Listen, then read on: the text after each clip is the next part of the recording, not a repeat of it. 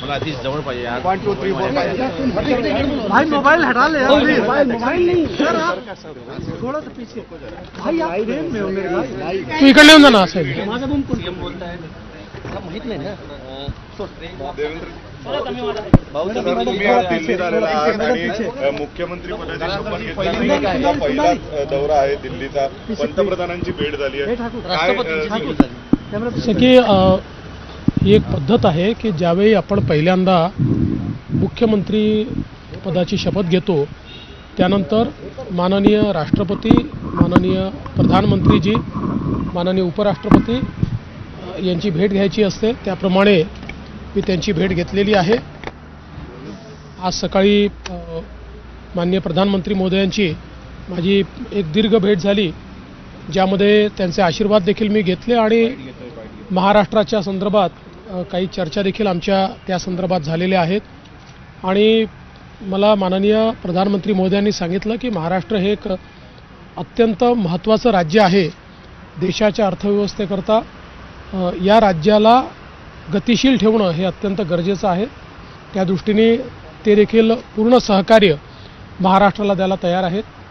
मी काल आमचे राष्ट्रीय अध्यक्ष नड्डाजी, गृहमंत्री अमित शहाजी, त्याचप्रमाणे माननीय नितीन गडकरीजी, संरक्षण मंत्री राजनाथ सिंगजी, पक्षाचे जे सगळे प्रमुख लोक आहेत यांची देखील सदिच्छा भेट घेतलेली आहे। आणि रात्री माननीय आमचे नड्डाजी, अमित भाई आणि BL संतोषजी यांच्यासोबत मंत्रिमंडळ विस्तारासंदर्भात चर्चा देखील केली। राष्ट्रपतींची तुम्ही भेट घेतली, उपराष्ट्रपतींची घेतली, काय त्यांच्या राष्ट्रपती महोदयांनी त्या ठिकाणी मी त्यांना निमंत्रित केलं की त्यांनी महाराष्ट्रात यावं।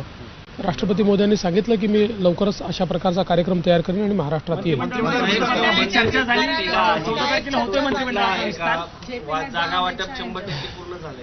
मंत्रिमंडळाच्या विस्ताराचा कुठलाही तिढा नाही आहे।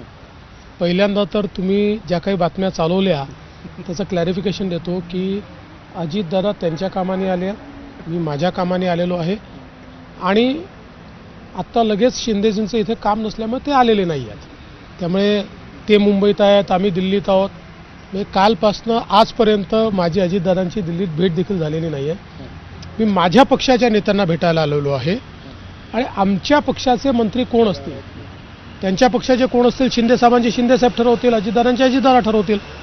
आमच्या पक्षाचे मंत्री कोण असतील याचा निर्णय हा शेवटी आमचं जे काही पार्लमेंटरी बोर्ड आहे, आमचे नेते ते घेतात। त्यामुळे काल बावनकुळेजींनी आणि मी आमच्या नेत्यांची भेट घेतलेली आहे, त्याच्यावर चर्चा केलेली आहे।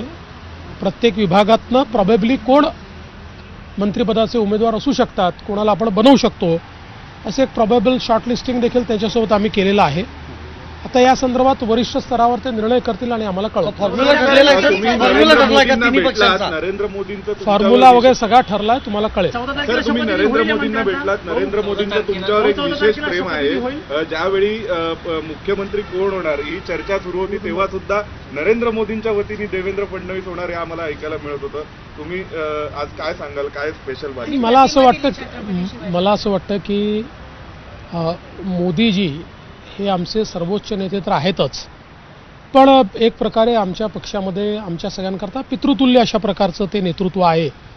त्यामुळे आमच्या सगळ्यांचं एक स्पेशल कनेक्ट हा मोदीजींसोबत आहे आणि त्यांचं प्रेम, मार्गदर्शन आम्हाला मिळत असतं। प्रसंगी आम्ही चुकलो तर आम्हाला रागवतात देखील।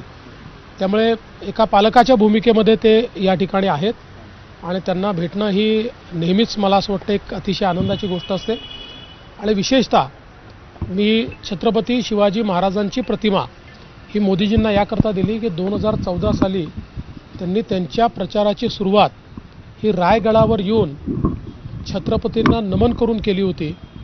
छत्रपती शिवाजी महाराजांच्याबद्दल त्यांच्या मनामध्ये प्रचंड श्रद्धा आहे आणि छत्रपती शिवाजी महाराजांनी जो मार्ग दाखवला आहे त्या मार्गानेच चालण्याचा प्रयत्न ते नेहमी करतात। म्हणूनच मी त्यांना ती मूर्ती दिली।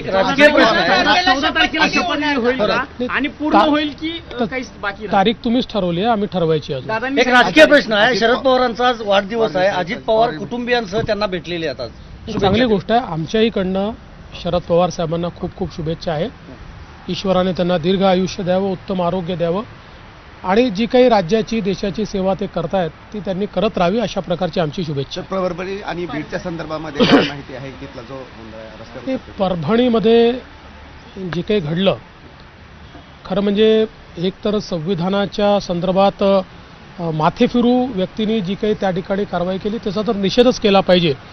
मात्र एक गोष्ट निश्चित आहे की तो व्यक्ती माथेफिरू आहे, एक प्रकारे ज्याला आपण ज्याच्यावर मनोरुग्ण म्हणतो अशा प्रकारचा मनोरुग्ण आहे आणि त्याला लगेच अटक झाली. अटक झाल्यानंतर इतक्या मोठ्या प्रमाणात